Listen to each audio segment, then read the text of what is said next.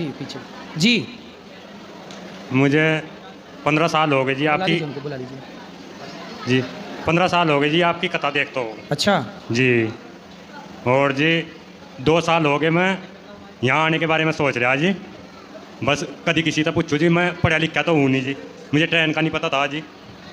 अच्छा जी, कई जनों तो मुझे कहा भी, मगर भाई मेरे साथ चलो, करा मैं ही दे दूँगा। जी वह मेरे साथ कोई होया नहीं जी, 4 दिन हो गए मैं आज प्रश्न क्या है आपका? आए हुए ना जी। प्रश्न क्या प्रश्न है? यह है जी, घर की समस्या है जी बहुत तगड़ी। क्या समस्या है? घर वाली एक तो तलाक दे के चली गई थी जी। आपकी घरवाली जी। तलाक दे के कहाँ चली गई? अपने घर चली गई थी जी। अच्छा, तो आपको तलाक क्यों दे दिया?